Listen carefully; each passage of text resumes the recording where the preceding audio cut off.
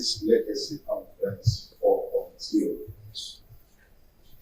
I want to present, I also do both want to present certificates of leadership excellence proudly presented to Dr. Mrs. Ateze C. for your very outstanding achievement in health sector and societal development. We make this presentation to you.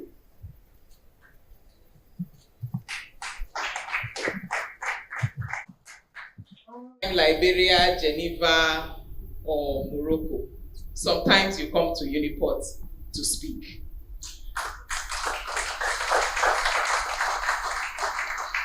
And I would like to say that here in Port Harcourt, here in River State, is the source. So whether you are recognized outside of your place, whenever you are invited home to speak, it is important that you come home, identify with your people, and share whatever little knowledge and experience you have with them.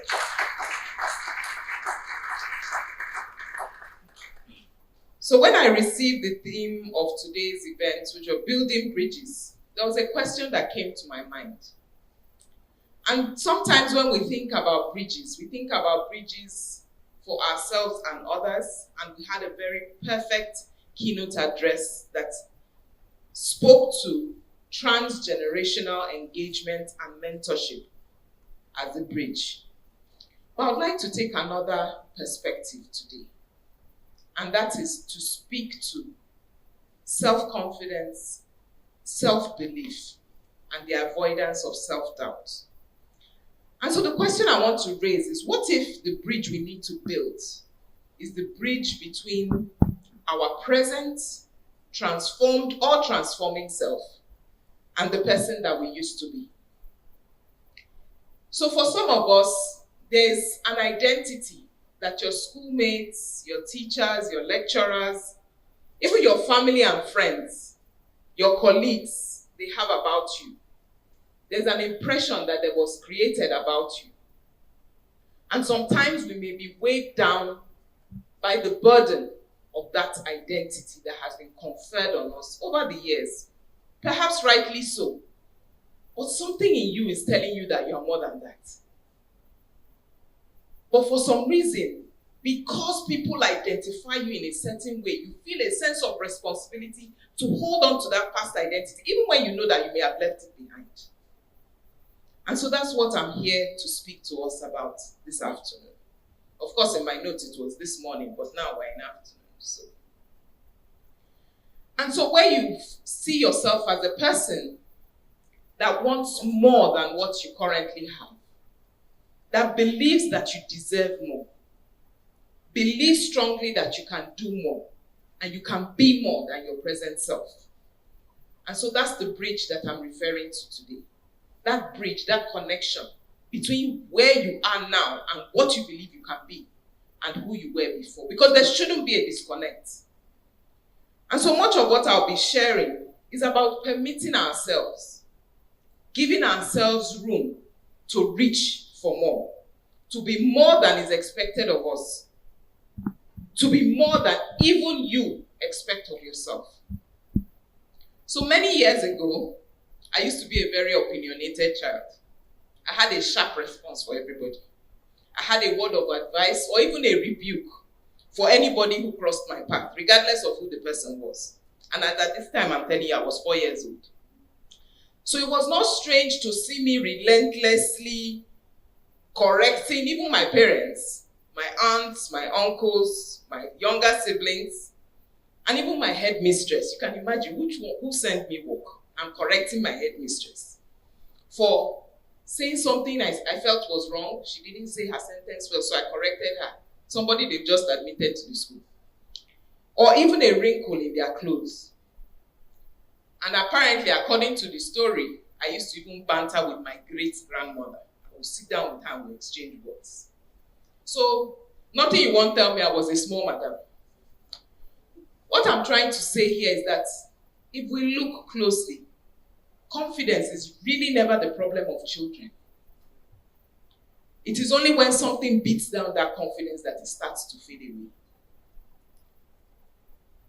But something shifted in my early teenage years, and I started to doubt myself. I started to question myself. I started to wonder whether I fit, whether I was enough. And so, in my teenage years, I lost that bold, confident, and unrelenting voice. I managed to get by through secondary school, and it was while I was in the College of Medicine at the University of Nigeria in Nsukka that I confronted something that was bigger, substantially bigger than me, bigger than my anxieties, and bigger than my unfounded uncertainties. And you may be curious to want to ask what that thing was. And so I'll tell you. It was an awareness of the huge divides in equity in our society. The vast difference between how people who lived in the rural areas, people who are poor, and the uneducated accessed healthcare and other social amenities, compared to the urbane, compared to the rich, and compared to the learned.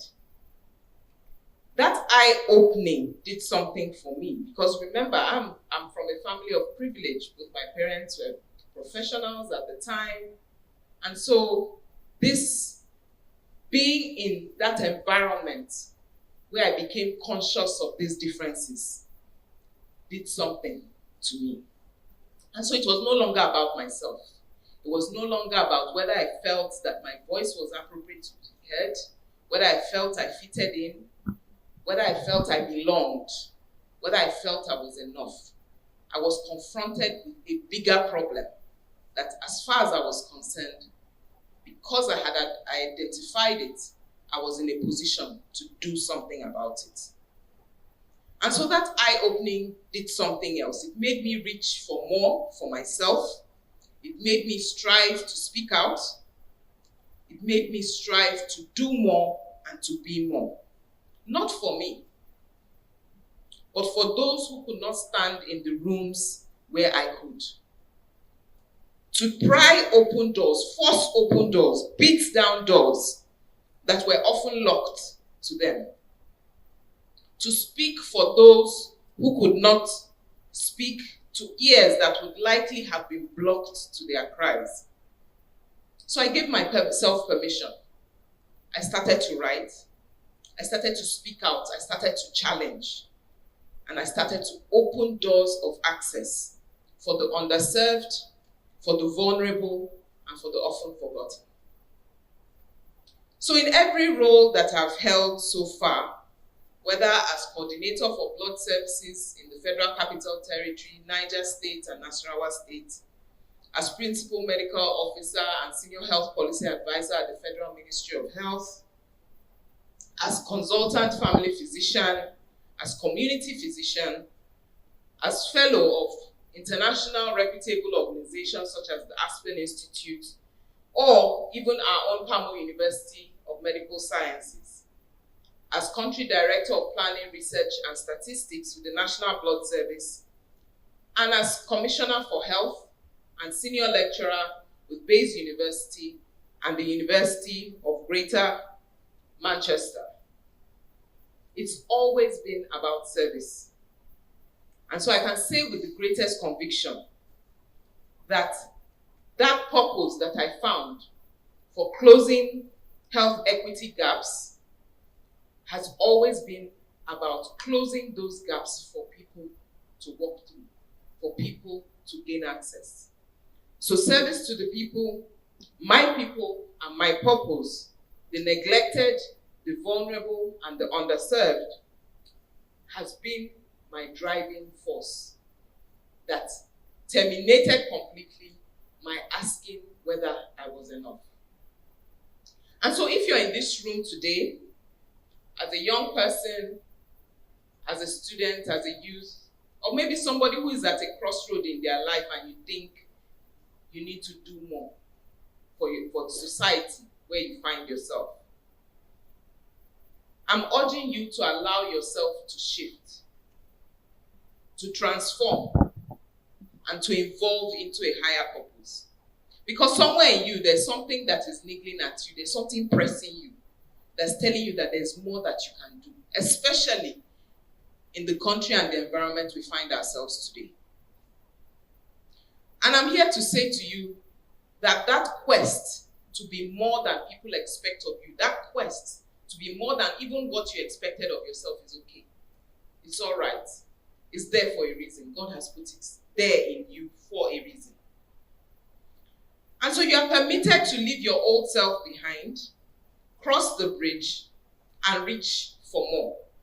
You don't even have to feel ready and prepared. You're allowed to do it shaking, you're allowed to do it unsure, and you're allowed to do it afraid. But just do it. You're allowed to look at those who can only think of you in the former frame. Look them in the eye and say, you know what? No. I'm no longer that person.